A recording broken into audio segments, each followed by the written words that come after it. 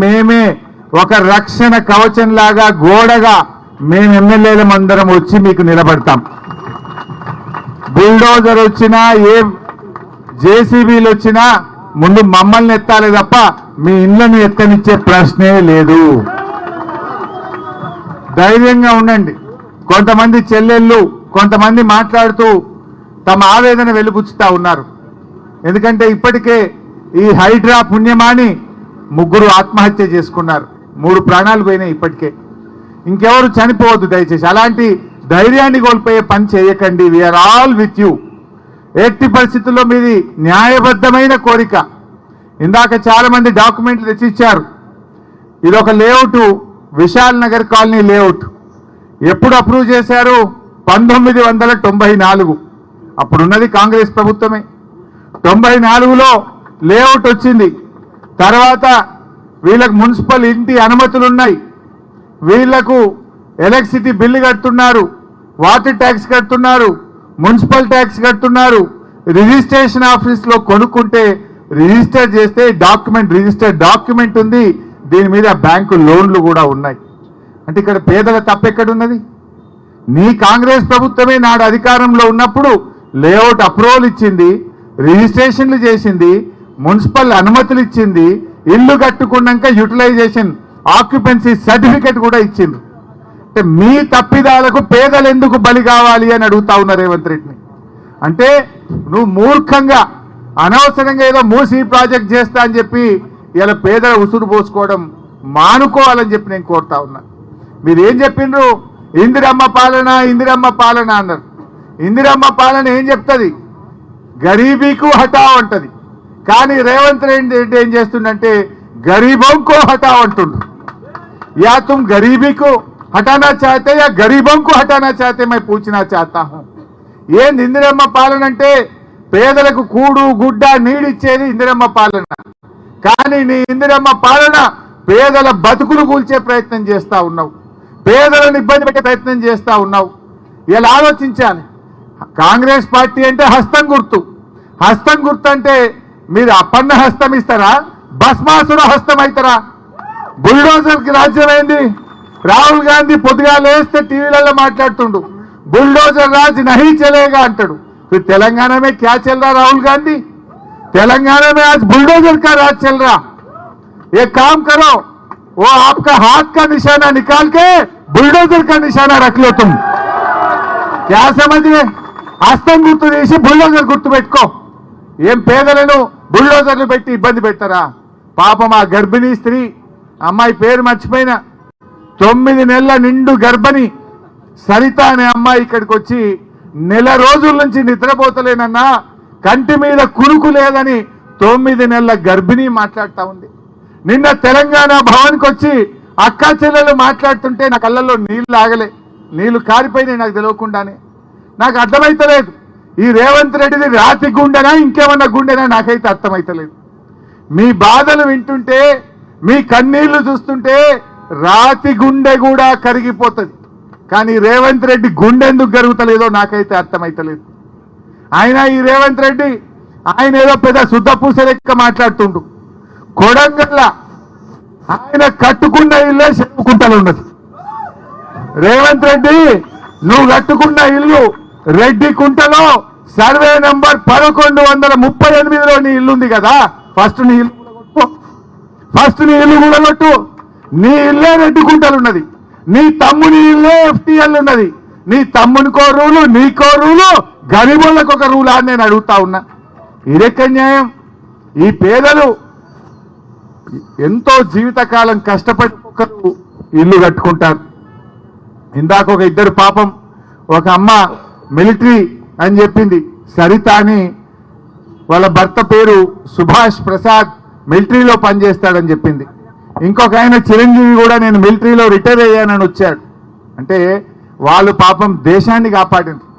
ఈ దేశాన్ని కాపాడడం కోసం దేశ సరిహద్దుల్లో వాళ్ళు పనిచేసి కంటికి రెప్పలాగా ఈ దేశాన్ని కాపాడిన సైనికులు తమ ఇల్లును కాపాడుకోవడానికి ఇలా తండ్లాడుతున్నారు. దేశాన్ని కాపాడిన వాళ్ళు తమ ఇల్లును కాపాడుకోవడానికి రేవంత్ రెడ్డి ప్రభుత్వానికి అప్పీల్ చేస్తున్నా కూడా ఈ ప్రభుత్వం కనికరం లేకుండా మాట్లాడుతూ ఉంది. ఎంత దుర్మార్గం. ఇలా ఇందాక ఒక మిత్రులు మాట్లాడుతూ హసం గారు అనుకుంటా, ఆయన ఓ మాట అన్నాడు, నీ ప్రభుత్వం యొక్క జీవితకాలం 5 ఏళ్ళు, కానీ మా ఇల్లు అనేది జీవితకాలపు కళ. ఒక కుటుంబానికి ఒక కుటుంబం యొక్క ఒక జనరేషన్ కళ.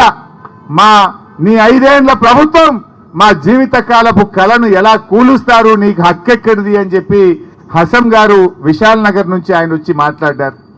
ఇన్ని విన్న తర్వాత కూడా రేవంత్ రెడ్డి గారు ఎందుకు మూర్ఖంగా ప్రవర్తిస్తున్నాడు? చేయడానికి చాలా ఉన్నాయి. నీ ప్రభుత్వం ఎన్నో హామీలు ఇచ్చింది. వృద్ధులకు 4000 పెన్షన్ ఇస్తా అని మాట ఇచ్చినవు, గా పని చేసే ప్రయత్నం చేయి. దానికి డబ్బులు లేవంటుండు. రైతులకు 7500 రైతు బంధు ఇస్తా అన్నాడు, గా పని చేయవంటే దానికి డబ్బులు లేవు అని మాట్లాడుతున్నాడు.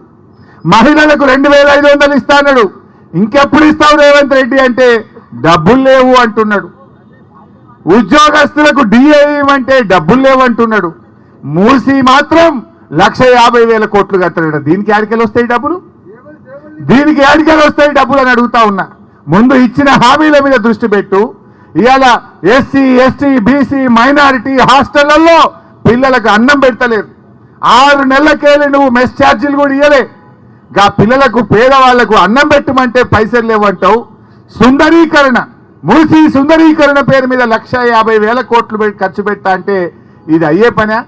పైసలు నువ్వు ముందు 1,00,000 కోట్లు డిపాజిట్ చేయి, 1,00,000 కోట్లు డిపాజిట్ చేయి. పైసలు లేవు కానీ పేదోళ్ళ ఇండ్లు కూలగొట్టడట, పేదవాళ్ళని నిద్ర లేకుండా చేస్తా ఉన్నాడు. అందువల్ల మీరెవరు భయపడద్దు. ప్రజాస్వామ్యం యొక్క గొప్పతనం, ప్రతిపక్షం అనేది ప్రభుత్వం తప్పులు చేస్తే ప్రశ్నించడానికే ప్రతిపక్షం ఉంటుంది. మా మధుసూదనాచారి గారు ప్రతిపక్ష నేతగా శాసన మండలిలో ఉండి వారి వాళ్ళ మేము ముందుకు వచ్చారు. కేసీఆర్ గారు అసెంబ్లీలో ప్రతిపక్ష నేతగా ఉన్నారు. మేమందరం కూడా అసెంబ్లీలోనైనా బయటైనా ఈ ప్రభుత్వం యొక్క తప్పిదాన్ని ఎత్తి చూపుతాం. ఈ ప్రభుత్వం కళ్ళు తెరిపిస్తాం. మీ తెరువు రాకుండా కాపాడుకునే బాధ్యత మాది మాది అని చెప్పి నేను మనవి చేస్తా ఉన్నా. మా శ్రీనివాస్ యాదవ్ అన్నాడు, మా అన్నగారు, అవసరమైతే కాలనీకి ఒక ఎమ్మెల్యే వచ్చి పండుకుంటాం. బుల్డోజర్ వస్తే ముందు మమ్మల్ని కూలగొట్టాలి, మమ్మల్ని కొట్టాలి తప్ప మీ ఇల్లు కొట్టడానికి అవకాశం లేదు. అంత దూరమైన ఉంటాం, మిమ్మల్ని కాపాడుకుంటాం. భయపడద్దు. ఎందుకంటే మీరు జీవితకాలం కష్టపడ్డారు. ఇంక 20 ఏళ్ళు 30 ఏళ్ళ దాకా మీ ఇన్స్టాల్మెంట్లు ఉన్నాయి బ్యాంకులల్లో. ఈ ఇల్లు కూలగొట్టాడు బ్యాంకు ఊరుకుంటాడా? ఏడుండాలి, ఉండడానికి ఏడుండాలి, బ్యాంకులో ఇన్స్టాల్మెంట్ ఎడగట్టాలి, వాళ్ళ జీవితాలు ఏమైపోతాయని అడుగుతా ఉన్నా. అందువల్ల ఇది మీది న్యాయమైనటువంటి డిమాండ్. ఎవరు కూడా ఆందోళన చెందొద్దు. ఇందాక మిత్రుడు చెప్పాడు, ఇదే మూసీ మీద 6 కొత్త ప్రాజెక్టులు కడుతున్నారు. 40 50 అంతస్తుల అపార్ట్మెంట్లు కడుతున్నారు. మరి రేవంత్ రెడ్డి ఈ కట్టుకున్న పేదోళ్ళ ఇండ్లకేమో నంబర్లు వేస్తున్నావు. ఇదే మూసీని ఆక్రమించి మూసీ ఆనుకొని 6 పెద్ద పెద్ద మల్టీ స్టోరీడ్ బిల్డింగులు కడితే దాన్ని ఎందుకో ఆపడు, దాన్ని ఎందుకో నోటీసులు ఇయ్యడు, దాన్ని ఎందుకో కూలగొట్టడు.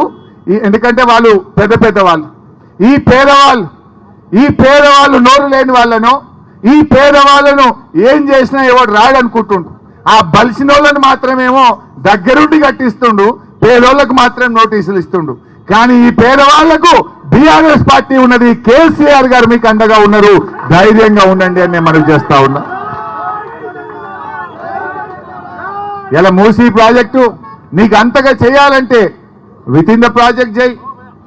వెనకట నిజాం గారు 1908లో వరదలు వస్తే కూడా నిజాం రాజు ఇల్లు కూలగొట్టలే, మూసీకి గైడ్ వాల్ కట్టిండు. గైడ్ వాల్ కట్టి వరద బయటకు రాకుండా ఆలోచన చేసిండు మూసీ రాజు, ఆనాడి నిజాం రాజు. కానీ రేవంత్ రెడ్డి ఇవాళ నిజాంకు మించి ఒక హిట్లర్ లాగా వ్యవహరిస్తున్నాడు, పేదోళ్ళని నిద్ర లేకుండా చేస్తా ఉన్నాడు. అందువల్ల మీరెవ్వరు కూడా ఆందోళన చెందొద్దు. తప్పకుండా మేము కంటిన్యూ చేస్తాం. మిగతా కాలనీ వాళ్ళు కూడా వచ్చి చాలా మేము మాట్లాడాలని మా దగ్గరికి రండని ఎంతో మంది వచ్చి ఇక్కడ మా స్లిప్పులు కూడా పంపారు. అంతటికీ రాలేకపోయినా డెఫినెట్గా ఎమ్మెల్యేలుగా విడిపోయి మీ కాలనీలకు వచ్చి ఎక్కడ